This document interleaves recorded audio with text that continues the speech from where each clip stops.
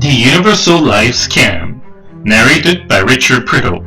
If I was to tell you that the insurance industry is lying and running a scam when selling one of its products called Universal Life Insurance, would you believe me?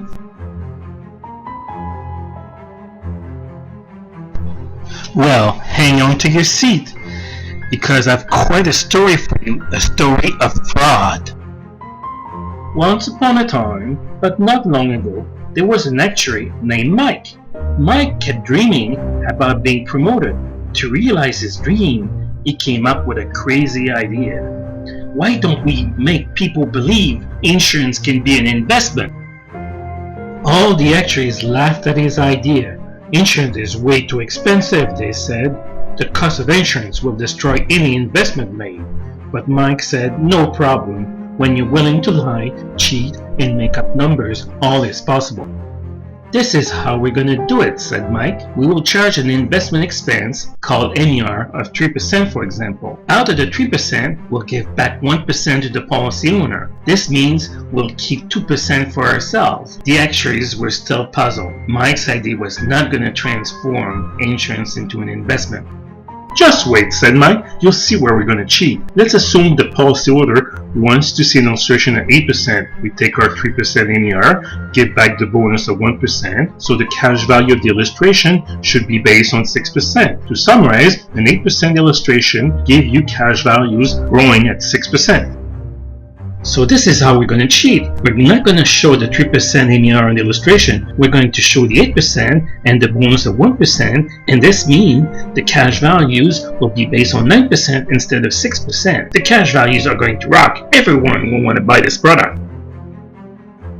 It gets even better, said Mike. We can increase the cash values as much as we want now. If we put the MER at 5%, for example, and the bonus at 3%, now the cash value are going to be based on 11% instead of 6%. The government is going to stop us, said the actuaries. No problem, said Mike. The government is already in on the scam. Remember, they've allowed us to market the Universal Life as a tax shelter when it is a lie, because there is a tax of 15% that we agreed to hide.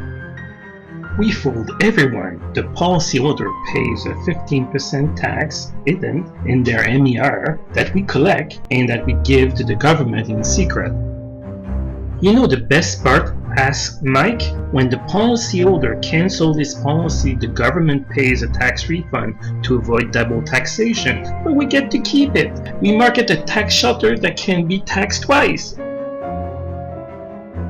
Do you know the difference between a Canadian and a Canadian who trusts the government? Asked Mike. Well, it's a difference between dumb and dumber. We, the insurance companies, are above the law. We own the press and we own the government.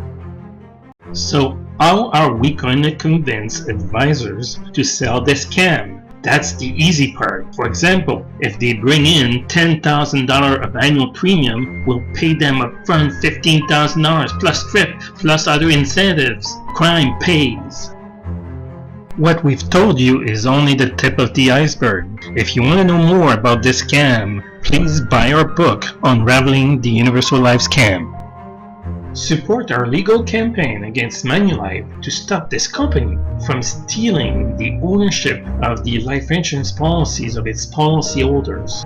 Canadians lose 40% of their retirement savings to the financial industry. Learn the truth and buy our book, The Poor Bartender. Created using Powtoon.